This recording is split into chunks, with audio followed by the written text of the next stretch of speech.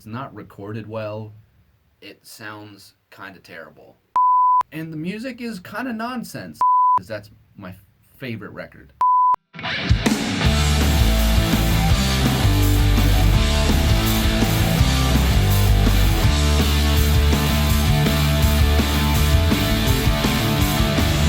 The two records that inspired me the most when I was making this were Appetite for Destruction and Dark Side of the Moon. Mm-hmm. Appetite for Destruction, Guns N' Roses' first record. The reason that one inspired me was because if you listen to the actual sound recording of it, it doesn't sound good. It's not recorded well. It sounds kind of terrible. But it's very, very real, and it's raw, and it sounds like those dudes. And from that, I took away, it doesn't matter how it sounds. It doesn't matter how it actually sounds, because that's my favorite record, and I love it because it's real. Dark Side of the Moon, because the actual sound recording is amazing. It's crystal clear. The recording quality is fantastic. And the music is kind of nonsense. Like, it's great music, but that ain't top 40. It really isn't.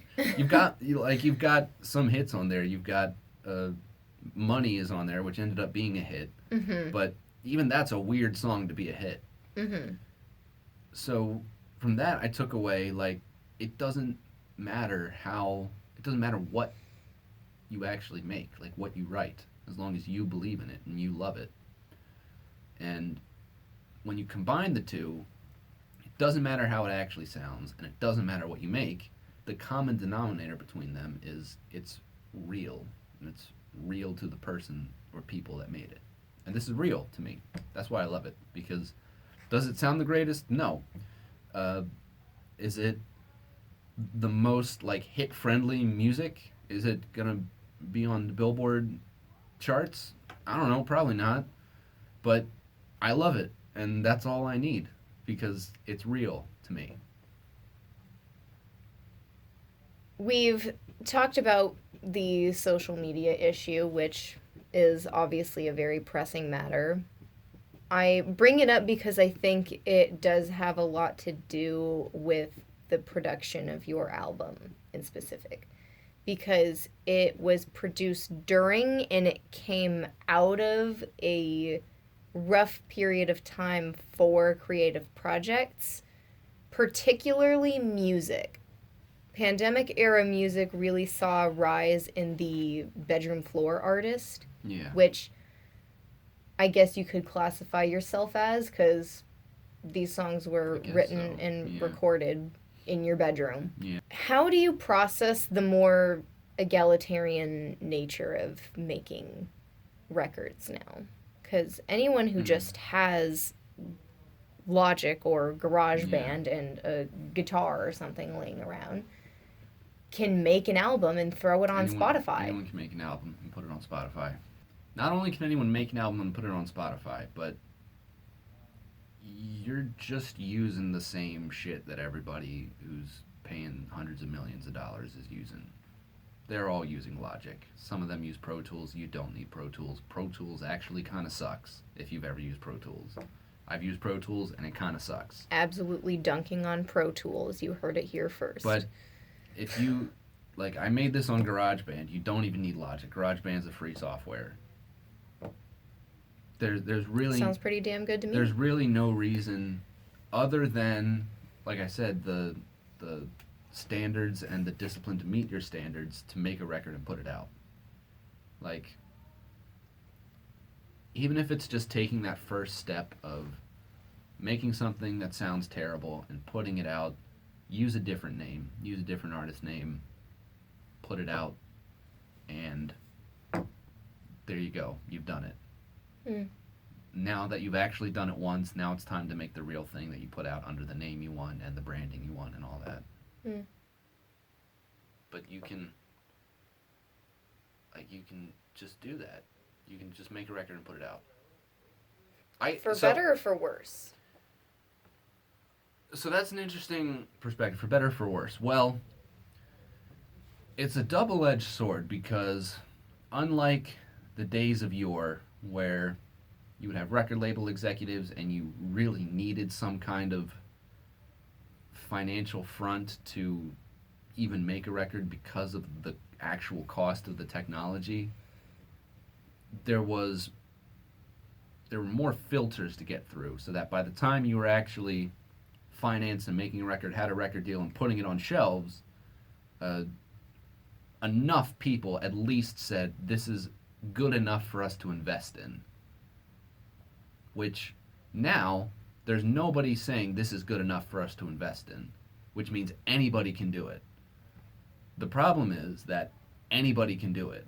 So the amount of music being put out has skyrocketed. So the question now is not, you know, is it better or worse that more people can make a record? It's great that anybody can make a record.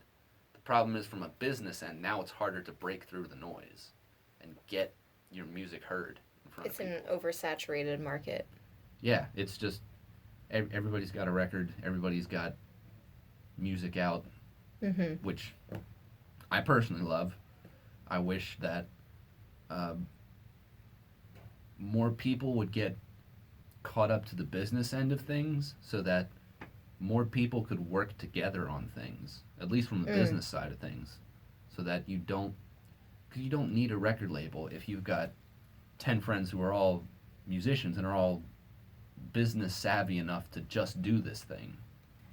Do you think that being business savvy, understanding how that side of the creative process works, being a creative in this day and age is in itself a double-edged sword. Mm-hmm. Like, first of all, you need to have the talent and the skill, which we can debate on whether those are inherent things or not. And then there's also understanding the economy of what you're getting yourself into. Well, so here's the thing.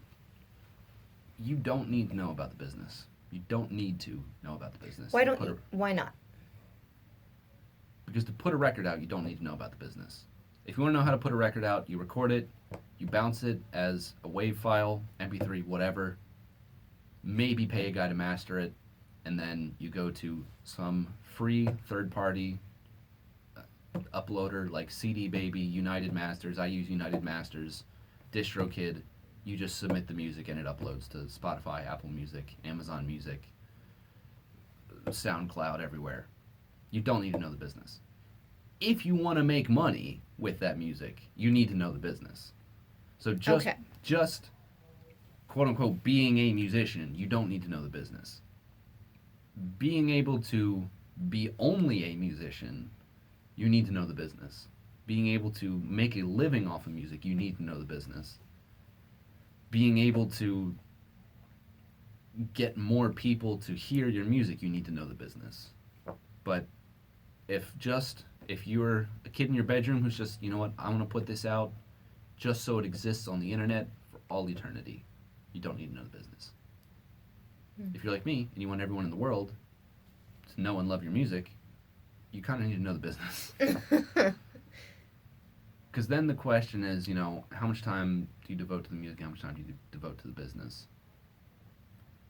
It is the music business, and for me, for my own mental health, I separate music and business. Whereas when I'm working on music, I'm doing what I love. I really love it. When I'm working on the business, it's work, because I'm working on a business. It's the same thing as being an entrepreneur. If you ever watch Shark Tank, then you look at those guys and you be like, I like them. They're go-getters. You probably got what it takes to start up in the music business. If you look at an entrepreneur and be like, that's a lot of work, the business side is probably not for you. That's my 2 cents on that. Distant memory, it's all that I